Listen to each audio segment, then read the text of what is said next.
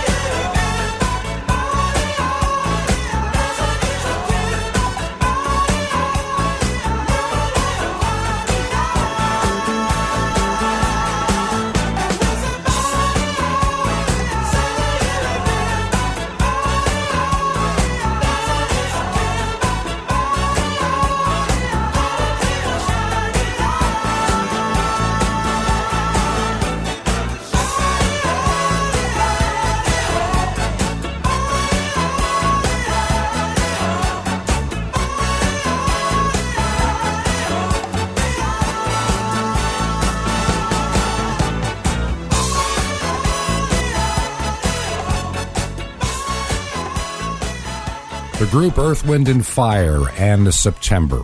Can you believe that we are here at September already in 2019? This is the weekend. We leave the month of August and begin the month of September. And I have a lot of memories about this time of the year over my lifetime in the places that I have lived. Right now, we are doing the program from our home in the mountains of northeast Georgia. It's a place that I love to be at during the summer, and very much so even in the fall. Though we live in Florida, I do love the cooler temperatures of fall in the mountains and the beautiful colors that we get to see. And that'll be coming along in maybe 3 months from now, 2 months, 2.5, something like that. You really don't see much in the way of color until you get toward the end of October and into November. And we are planning to stay here quite a while this year, maybe all the way into December, just depends, before we get back to our home base in Florida. But we're going to enjoy every moment of the time that we have here while we can here in Sky Valley, Georgia. On part of the program today, I do want to go back to finishing up a couple of thoughts that I had after the fact regarding the program of last week when we were focusing on the year of 1969. And I shared with you some of the thoughts that I had. By this time, 50 years ago, I was getting ready to go back to school. We always went back to school the Wednesday, where I lived anyway, after Labor Day. And Labor Day comes up very soon, so it's hard to believe that 50 years have come and gone. And some of the hobbies that I had that got me into the radio business they all began literally in the summer of 1969. I would say right about this time of the year. We would have gotten back from Long Island. I was raised as a kid in Long Island in New York. I mean, it was a great place to live then as a young child. Fascinating, lots of kids. I was blessed to go to a parochial school, a Lutheran school in Hicksville, Long Island. A nice little town, just working people. A lot of people worked for Grumman Aircraft, which was a big deal in Long Island back in that time during the Cold War. A lot of people that I knew worked for companies that were associated with or did work for Grumman all over my neighborhood. My dad was a builder at that time, building houses all over Long Island and some industrial work as well with the company that he worked for. But I will tell you that 51 years ago, in 1968, he decided he had had enough of Long Island and the traffic and the commuting and all that went with it. And by this time, in the summer of 1969, we were already living in a small town in upstate New York. We had been gone for almost a year and a half from Long Island, and I was getting accustomed to a whole new way of life in a small town. And I made some good friends, some that I still have to this day from those years. And I'm thinking of the summer of 1969 as I'm looking forward to my sophomore year in high school. And my friends and I looking at what kind of hobby we could get involved with. When you live in upstate New York, you learn very quickly to find some indoor hobbies because, once the weather turns cold and cloudy, it's damp and miserable. There are very few sunny days from September all the way till March. It can be a very dismal time of the year in upstate New York, and very cold and very damp and a bit breezy. By the time you hit September in upstate New York, the leaves are already beginning to turn. They don't even do that for another month and a half to 2 months down here in Georgia, but it won't be long before the colors show up in upstate New York where I lived. And my friends and I back then, I had several friends that I had made in school. And we thought about what could we do for a hobby over the winter. All of us had one thing in common. We all liked electronics to a degree, especially myself and one of my friends. We were very, very keen on kit building and anything electrical, anything electronic, anything stereo, anything audio. This was our hobby. And we wondered what it would be like to build a little, what we call in the business a Part 15 radio station. Part 15 is a part of the rules and regulations of the Federal Communications Commission that allow these, very low power AM transmitters to be used. And remember, back in 1969, AM radio was still king. Most people did not have FM in their cars. That was an extreme rarity. A lot of people didn't even have FM in their homes that they would listen to on a regular basis. So AM radio was the big deal. I mean, in 1969, the radio I had in my bedroom was a 5-tube little AM radio. It did not have FM. I didn't buy an FM radio for almost another year to have by my bedside, and I bought it myself. And I'll tell you why in a few minutes. But we thought it would be fun because we were fascinated by radio at that time. We had visited the local radio station in our community, WACK, in the little village of Newark, New York, not to be confused with New Jersey. It's a little town of about 8,000 people, about 12, 13 miles south of Lake Ontario and about 30 miles due east of the city of Rochester. It gets a lot of snow in that part of the world. And so we were looking around at some of these things you could buy from companies like Lafayette Radio Electronics and others that have these little legal low-power AM things, and we decided to build a studio, which we did. It took us a long time to build the equipment and design it and lay it out. It was relatively primitive, but it worked. We eventually had 2 turntables out of some old derelict console stereos that matched, that came out of some broken stuff, and we made them work. We had a mixer with microphones, and before you know it, we had built a little radio studio, and we're feeding this little AM toy oscillator thing. You could hear it, a few houses up and down the road.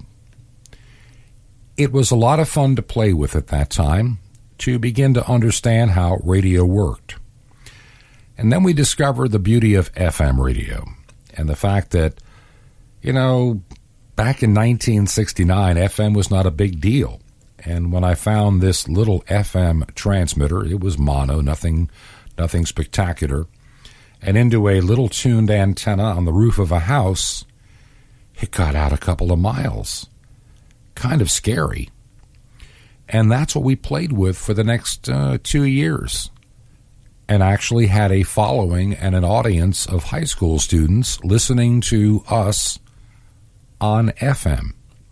Now, I would say if I was to do something like that today with FM in that town, I would probably be getting a letter or a visit from the Federal Communications Commission for the operation of a pirate radio station. But then again, it was FM back in the day, and nobody seemed to notice. And most people still listen to AM, and so we were kind of ignored. Now, had we had 1 or 2 miles coverage on AM, I can assure you there would have been repercussions for doing that. And so in many ways, that's how I got started in radio back in the fall of 1969, playing around with a hobby that ended up giving me some incentive to really learning a lot more about the industry. And by the time 1971 rolled around, a couple of years later, I am actually working at a radio station for a paycheck while I'm still in high school. So that's the short story on how I got there. Yeah, a little pirate radio station in the village of Newark, New York. And I remember those days well, and how it opened the door to getting a paid job at a radio station while I was still in high school. And by the time I was a senior, I was getting out of school early. My schedule was adapted as such, so I could be at the radio station by 2 o'clock in the afternoon, because as I finished up my senior year in high school, I'm doing afternoon drive on that radio station. So it was a different life for me, and I really enjoyed my time working at that radio station. It was fun, but the business has changed tremendously. Some of it for the good, some for the not so good, and there are some things you just can't control anymore, and the radio tries to adapt. Well, once again, I want to welcome you to your weekend show. I'm your host, Bob Biermann. I'm so glad you're taking some time to be with us. I want to remind you about our website, yourweekendshow.com. That is yourweekendshow.com, yourweekendshow.com. We also maintain a presence on Facebook. We would invite you to visit our Facebook page. If you are on Facebook and you do a little search, type in Your Weekend Show, make it one word, we pop right up. And each week, if you follow us, we let you know when the new program is ready. We are getting a lot of people, and it's increasing. I've been watching the stats over the past year.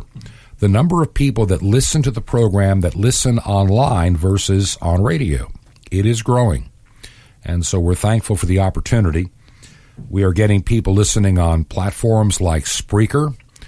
They're listening on SoundCloud and also Anchor FM. Those are the three places primarily we are at, and Anchor FM distributes to iTunes and other platforms as well. So the number of people listening to your weekend show as a podcast is increasing, and I'm finding that exciting. Maybe you listen each week, and you're listening online. Why not share this podcast, this radio show, with some of your friends and help me expand the audience as we continue moving forward? In recent weeks, I've talked about some of the changes I'm thinking about implementing into the program. Maybe some more music and memories of different genres, some messages and things of importance, things to help you in your daily life. Also, like I say, from time to time, like even on today's program, bringing back some memories of years that have gone by. Time does go by, and it goes by quickly. And I'm noticing that more as I get older, how quickly time flies. To give you an example of what I mean by how time flies, just to show you this one. I'm looking at this wonderful computer that I have, that I record this radio program upon. And one of the softwares that I put onto it when I moved everything about a year ago from an aging computer that I had a computer that was beginning to become very problematic a little over a year ago. And so I had to buy a new one, and I needed to move all the stuff that I had from the other computer to this one. And thankfully, I still had all of my install disk. I had a lot of them backed up to a thumb drive just in case the disk had issues, and other places. And I realized that the version of Office I'm still using on this new computer is Office 2007. Okay, it's not so bad. I primarily use it for just a couple of programs, mostly Microsoft Word. And yes, I also have the open source version of a Microsoft Word. And I'm thinking to myself, I've had this program now 12 years. I mean, I got it in 2007. Though it be late 2007, that's 12 years ago. 12 years is how many years you spend from elementary school to high school graduation. And look how many changes you go through in your life in 12 years. And I'm looking at this disc, and I'm thinking, where has the time gone that I'm still using a word processing program that is 12 years old? You don't think much about it because it works. And on this computer, it works extremely fast, faster than I remember back in the days. Oh, let's see. I was making the transition at that time. The computer that I had purchased was, believe it or not, a Windows Vista, which I eventually upgraded to Windows 7. 12 years. Where has the time gone? Then you stop and think, where has 20 years gone? Where has 15 years gone? Where has a lifetime gone? There's something a little special about this weekend. Granted, it goes back a while, about, I would say 43, 44 years ago now. This weekend has a little memory for me as well. Because, see, 44 years ago would be 1975. And in 1975, I was living in Toccoa, Georgia. I had left New York. I had been to electronic school. I did 2 years of education, and I decided that was enough at that point. And I took a job at a radio station, and I met this young gal. And we met in February of 1975, and we were married this very weekend, essentially. Hard to believe now where the time has gone. 44 years ago. And we were married 29 years, and I lost her, as some of you know, to cancer back in 2004. And it's suddenly hitting me because I lost her in September, in the latter part of September of 2004. It's hard to believe that 15 years have gone by. Where has the 15 years gone, let alone 12 years? And in the mail the other day came my Medicare card and my supplemental insurance card as I turned 65 in just a couple of months. And so I look back now at some of the places that I've been, the things that I have done, and it dawns on me that music that seems so current to me today is now 40 and 50 years old, or more in some cases. And to think, when I was in high school, music that would have been 50 years old would have been from the 1920s. Wow. Where has the time gone? What do we do with the time that we have? That's kind of an important question we need to often ask ourselves. And I want to take just a little short journey in a minute back to 1969, and then we're going to move forward again and think about some of those memories that we had as a summer would end and a school year would begin. This is your weekend show, and I'm your host, Bob Biermann. These eyes cry every night for you. These arms long to hold you again. The curtains on me, yeah, and I will never be free. No, my baby, no, no. You gave a promise to me, yeah, you broke it, oh no.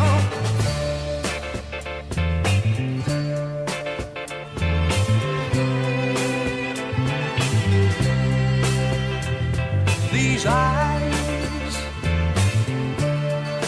watched you bring my world to an end.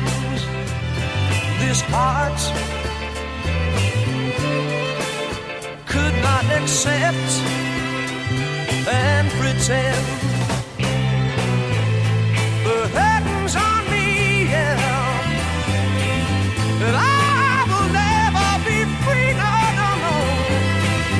You took the vow with me, yeah, and you spoke it, hey. These eyes are crying. These eyes have seen a lot of love, but they're never gonna see another one like I have with you. These eyes are crying. These eyes have seen a lot of love, but they're never gonna see another one like I had with you. These eyes are crying. These eyes have seen a lot of love, but they're never gonna see another one like I had with you. These eyes cry every night for you. These arms long to hold you again. These eyes are crying. These eyes have seen a lot of love, but they're never gonna see another one like I had with you. These eyes are crying. These eyes have seen a lot of love, but they're never gonna see another one like I had with you. These eyes are crying. These eyes have seen a lot of love, but they're never gonna see another one like I had with you. These eyes are... The Canadian group The Guess Who and These Eyes here on your weekend show. That song was released in the winter, spring of 1969. And I can remember the first time I ever had a chance to visit the local radio station in our small town. There was a radio announcer. His radio name was Tom George, and I really can't remember what his real name was, but I remember being in that studio, watching him doing his thing, playing the records and the commercials and opening up that microphone and talking to people. And one of the songs that was popular at the time that I was in that studio from 1969 was These Eyes. And every time I hear that particular song, I think of that very special day when I was watching a disc jockey in action at that radio station in upstate New York, and what a game changer it was in my life. You know, the events of the 1960s were the events that were laid on my heart and my mind as a young child. I started kindergarten in 1959, and here I am, 10 years later, heading into my sophomore year of high school. And my childhood was basically the 1960s, living mostly in Long Island and experiencing life not far from a very vibrant city like New York. It was also the time of the Cold War, the Cuban Missile Crisis. I remember back in 1962, so many of us were very young, only like in the second grade, and we're concerned about this Cuban Missile Crisis. Maybe the first grade. I can't even remember what time of the year it happened off the top of my head, but we were little kids. Yet we were aware that something was going on. Our parents were a little bit nervous, especially if you live near a major city like a New York or a Washington, D.C., you were deeply concerned about those missiles that they were finding in Cuba. And how close to nuclear war did we really come? I don't think we'll ever truly know, but I think we came closer than some people would like to admit. Way back in 1962, I can remember the neighbors that lived behind us in this little city called Hicksville in Long Island configured their basement to be, they built a fallout shelter. They were prepared in the event of some kind of a nuclear attack. And a lot of people did back in those days, in Long Island in particular. We thought we were far enough away from the city that all we needed to do was have a place to go to get past the blast. You wonder what would have really happened. I can remember doing what they call the duck and roll drill in elementary school, that if we see a flash to the west, we're to get under our desk immediately. I remember those days. That's a part of my childhood. And now here we are, as I'm coming up in the years, maybe the missile crisis doesn't loom on us any longer. And the new topic du jour was the Vietnam War. I mean, I'm heading into my sophomore year of high school, and it won't be much longer before I'm going to be eligible for the draft sometime after 1972. Even though it seemed like an eternity away, 2 or 3 years seemed like a million years away. It's so funny. At my age now, 2 or 3 years goes by in what seems like a day or two or a week. There's a country song that came out not that long ago that sums it up. Especially as you get older, life will move by faster. Don't miss the opportunities that you have. And whatever you do, don't blink. I turned on the evening news, saw an old man being interviewed. Turning 102 today. They asked him what's the secret to life. He looked up from his old pipe.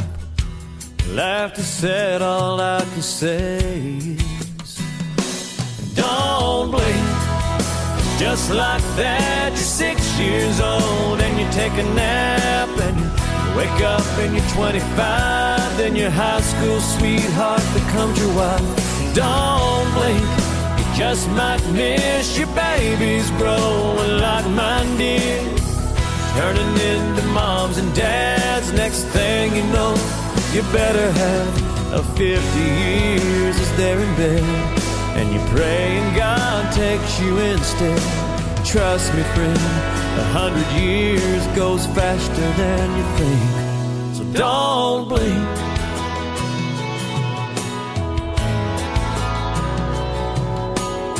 Well, I was glued to my TV when it looked like he looked at me and said, let's start putting first things first. 'Cause when your hourglass runs out of sand, you can't flip it over and start again. Take every breath God gives you for what it's worth. And don't blink. Just like that, you're 6 years old and you take a nap and you wake up and you're 25. Then your high school sweetheart becomes your wife. Don't blink. You just might miss your babies growing like mine did, turning into moms and dads. Next thing you know, you better have a 50 years as they're in bed, and you pray and God takes you instead. Trust me, friend, 100 years goes faster than you think. So don't blink.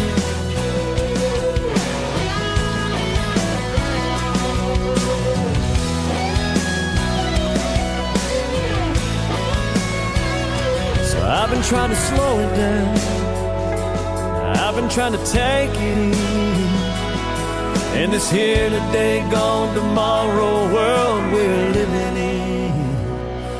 Don't blink. Just like that, you're 6 years old and you take a nap and you wake up and you're 25. Then your high school sweetheart becomes your wife. Don't blink. Just might miss your babies growing like mine did, turning into moms and dads. Next thing you know, you better have a 50 years as they're in bed, and you pray and God takes you instead. Trust me, friend, 100 years goes faster than you think. So don't blink.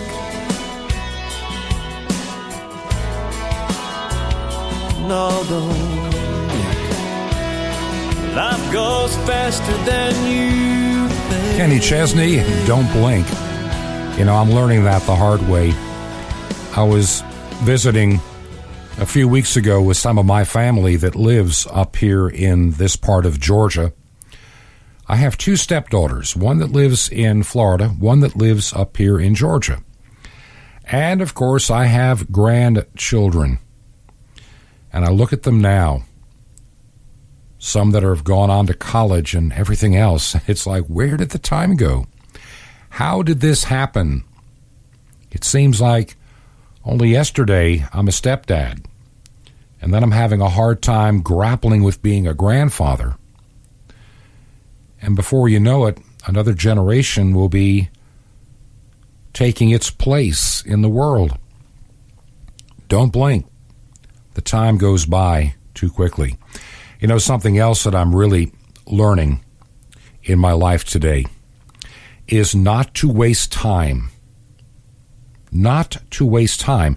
And let me give you one of the biggest examples that can be a time waster, and we don't realize just how much time we're wasting and how much of our life we're expending, how much aggravation we're taking on, how much acid indigestion and you know, just I think it shortens your life. There's some people you cannot debate with. Even if you know in your heart they're wrong. There's some people, as much as you'd love to persuade them, they are not going to be persuaded, period. Their minds are made up.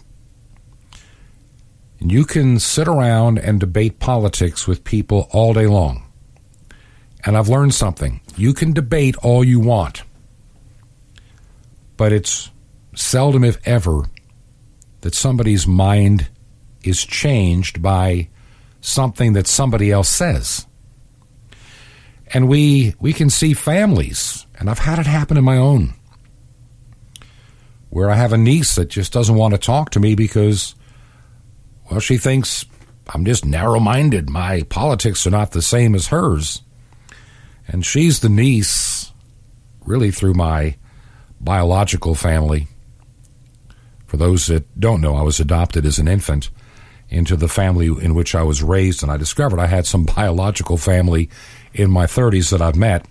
And I've got this one niece that lived in California, takes on all the California ideals, and got to the point that she couldn't afford to live any longer in California. It was just too expensive. And so they moved to another state, and they take all the bad voting habits that made California what it is with them. And when you try to explain that what's your plan for the future in the state you're in is going to make it another California. You're going to have to leave. And they don't get it. And you know something? As painful as it is sometimes that you have to stop talking to certain people, when people are toxic in your life, maybe it's the better thing to do. I've learned you cannot change the minds of some people. They have made a choice for themselves, and they don't want to be proven wrong.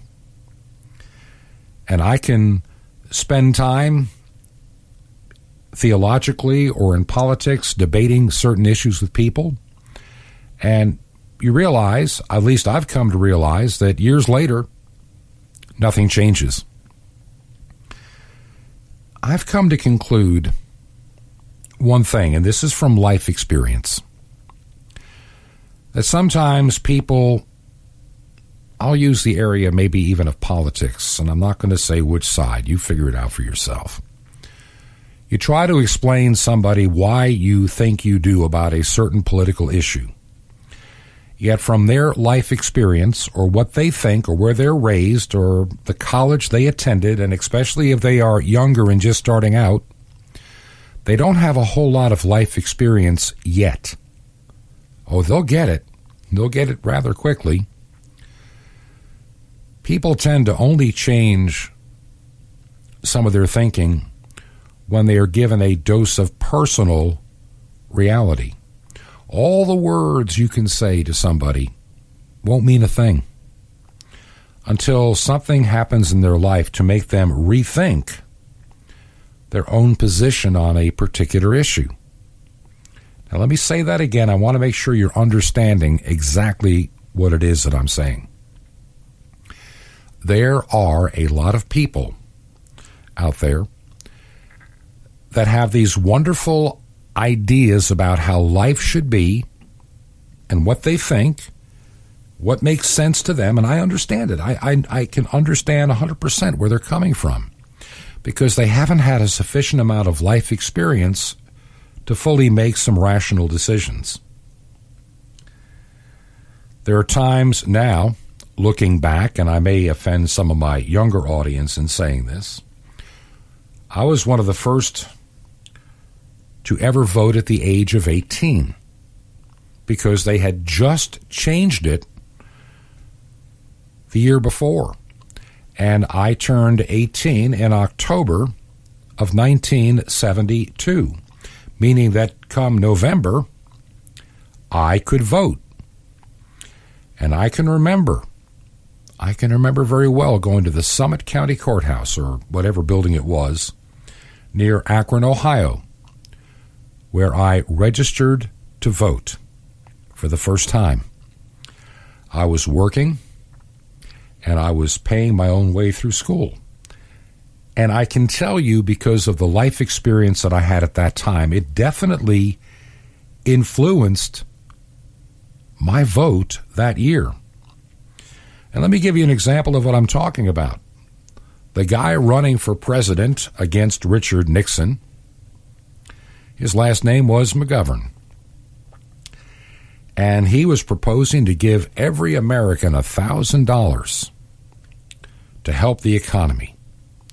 Now, you would think a guy like me making nickels and dimes, trying to work and pay for school, that I would love to have gotten my hands on that $1,000. But you know, something I remember from my childhood, something that an uncle of mine had told me, the way my parents had raised me, and I was also very close to my father's parents, my grandparents, and just looking at the way they viewed life, it had a tremendous impact on me. And also having gone to a parochial school and having a little bit of a theological understanding about the concept of you earn the things that you have. I didn't vote for George McGovern, like a number of my peers did who did vote in that year of 1972. There was something that just seemed incorrect to me at that time about taking this free money, because I'd learned somewhere in my life that every time you get something free, there's always a string attached. That was my upbringing, and I'm thankful for the way that I was raised. And so I voted as I did. Now, of course, a lot of us were disappointed when we had all the issues of Watergate and everything else that tied things up for quite a while, and then the resignation of Richard Nixon, and then Jimmy Carter came along for a spell, one term. But you know, my basic ideals growing up that were fostered inside of me by parents that cared have never really left. There's a verse in Scripture that means the world to me. Raise up a child, train up a child in the way that they should go. And you know, I've seen kids that are raised in a good, shall we say, I'll use the term loosely, Christian home, that somewhere along the way they seem to abandon the faith. But you know, those that not only raise and train, and I'm going to explain something here while I've got a good moment to do it. You know, there are a lot of kids in my generation, and I know this for a fact, in the little town of Hicksville. When I was a kid, some of their parents would send their kids to the Catholic school, or even my school, the Lutheran school. But some of those parents didn't go to church themselves for whatever reason. They just felt they wanted a better education with better discipline for their kids, and that really wasn't an issue so much in the 1960s, as parents did have the teachers had a lot more control of their classrooms than they do today, and parents were more cooperative with the teachers that were raising and training and educating their children, unlike today where a kid does something wrong in school and the parent is defending the kid over the teacher. My son or my daughter would never do something like that. Even if there's video evidence to prove otherwise, the parents, they always defend their kid. And it wasn't that way when I was coming up. But one of the things that I have learned and I've observed is that when your faith and the way you lived was a family thing, where everybody was involved equally, where it wasn't taken for granted, it wasn't just an obligation, when it was important, when you were willing to say grace around the table versus just chowing down. I know for some kids, going to church, or for the Catholic kids that I knew in upstate New York and downstate, going to Mass on Sunday, it became an obligation that they somewhat dreaded. They felt they just had to do it because they were told they had to do it. And oftentimes, the faith was never lived, it was never just alive in their home. It was just that Sunday thing we have to do. We always called it fire insurance back in those days. And a lot of those kids, when they get on to college and into life, they continue that attitude that church is just an obligation, and now that they have the freedom not to, they don't. I guess for me, in the time that I came along, it was more than just an obligation. It was a part of my identity of who I was. It was a part of my security. It was a part of my upbringing. It was a part of my personality. It's a part of the compassion and the care that I have for other people. And it stemmed from my faith. And I was raised very traditional in a Missouri Synod Lutheran church, both in Long Island and upstate. Very active. And yeah, there was a time in my life, shortly after I got married, that over the years, that, I kind of fell away from the regular attendance. There always was an excuse of why, because of the job that I had, or the work that I did, or I was tired, or this, or you name it. A lot of us go through it. But there were some foundations that were laid. There was God's word that was placed on my heart. And there came that time when that Bible verse rings very true. That when you train, and that's not just you tell them to go to church, you are with them. It is a family thing. And you really mean it. It's important. It's not secondary. And you find that a lot of these kids, even though they may wander for a spell, many come back to their roots. I know for me I did. I know for many others of my generation that were raised the way I was have done the same. Today we have parents that make one of the greatest mistakes they could ever make. And I've talked about this on the radio program. Maybe you know someone like that. Maybe you are someone like this. Maybe it's your son and daughter raising your grandkids that are like what I'm about to say. I've listened to couples in their 30s, approaching 40, and their kids never go to church. And I asked one time, because they claim to be Christians, I said, why do your kids not go to church? Oh, I let them make those decisions for themselves. Now, let me say that again. We let our children make that decision for themselves. And then I look at them and I said, did you let them make the decision to go to school or not? Oh, no, they have to go to school. What about a dental appointment? Can they decide that? Well, no, of course not.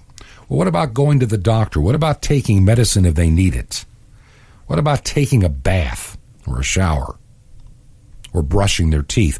Do they get to make those decisions too? Well, of course not. Then how do you let them make one of the biggest decisions of their life where they're given nothing of any substance to make such a decision? You won't let them decide if they're going to brush their teeth or not, or bathe, or go to school, or go to the doctor or the dentist. You don't let them make that choice. But when it comes to something that affects eternity, you're willing to give them the benefit of the doubt. And these are the same parents. Let me say this emphatically. These are the same parents. And this is so disturbing to me, that let their kids have virtually unlimited time online.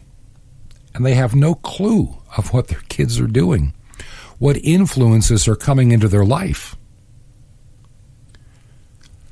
One of the things that I miss from my growing up years, that I think kids are missing today. My friends were not virtual, they were real. I saw them every day. We did things together every day. We bonded as people. There wasn't this electronic connection between us where you can make up anything about yourself you want to be. I knew my friends. I knew their personalities. I knew their likes and their dislikes. I knew when they were hurting. I could tell when they were sick. And we honestly cared a lot about each other. Today, we are learning that a lot of these kids that have been given too much online time and they don't associate with people, how many, maybe you're a parent or a grandparent, how many of your kids or grandkids come home from school? I don't care if it's middle school or high school. They don't have a whole lot of friends and they go right to their room and you don't see them again until they come out and grab some food. And in many cases, the parents are just letting them grab the food and head back to their room. And they live in their virtual world until they fall asleep and have to get up and do it all over again.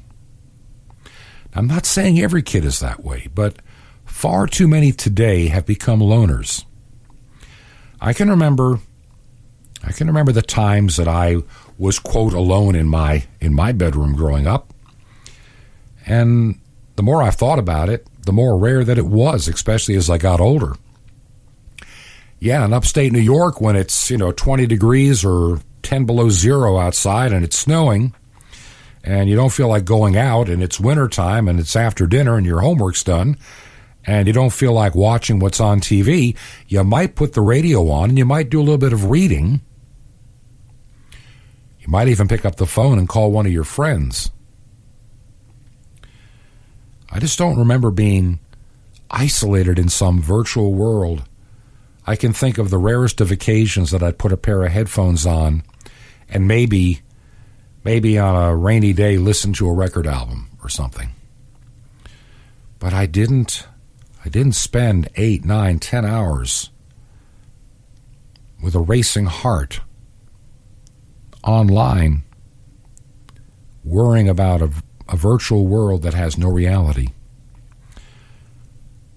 And I'm afraid that as our young people come up that are going to school now, that are not being impressed with any real values in their life, I see a very inherent danger ahead when they have to face the reality of life.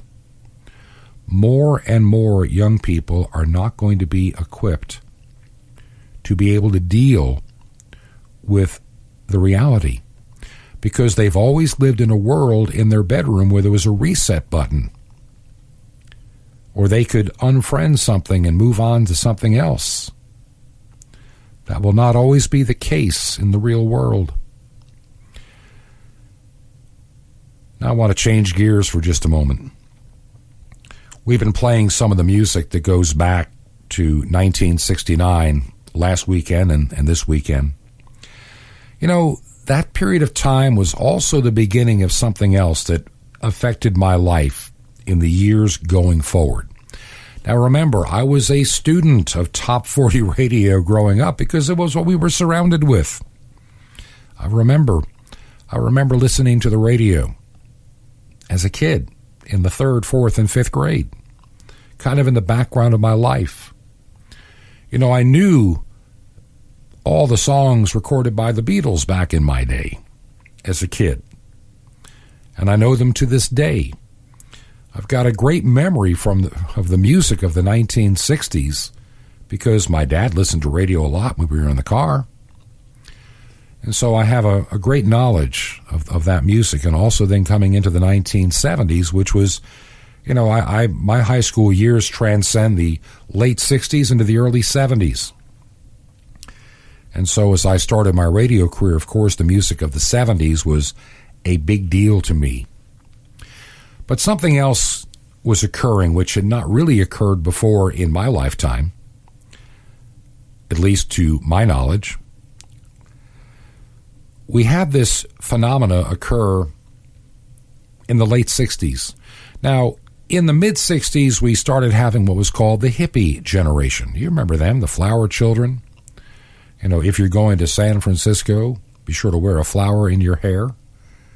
You remember those songs and, the idealism of love and peace and happiness that they believed in. But there were those, even in that hippie movement, and I've been reading some life stories of late, that found that it was not enough. There was something still missing for them in that wonderful conceptual idea that they were totally missing. And they were looking for something deeper. And some of them found it in the one thing that many of them had abandoned, their faith, their Christian heritage. Many found the answer they were really looking for had been there all along. And so you had what was known as the Jesus people, or even the Jesus freaks, as I've heard them called over the years. They were kind of radical for the Lord. They were the misfits of their time. They were the long-haired but loved Jesus driving around in a Volkswagen microbus.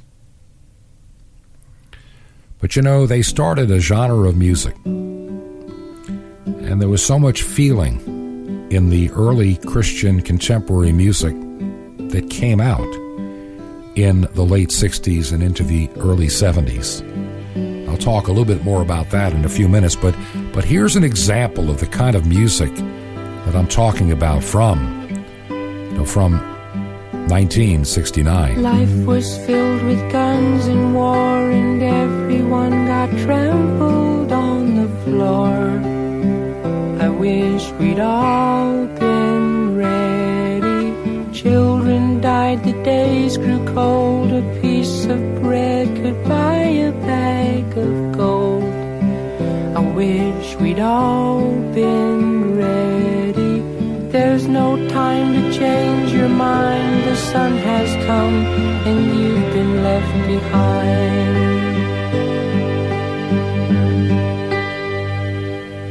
A man and wife asleep in bed. She hears a noise and turns her head. He's gone. I wish we'd all been ready. Two men walking up a hill. One disappears and one's left standing still. I wish we'd all been ready. There's no time to change your mind. The sun has come and you've been left behind.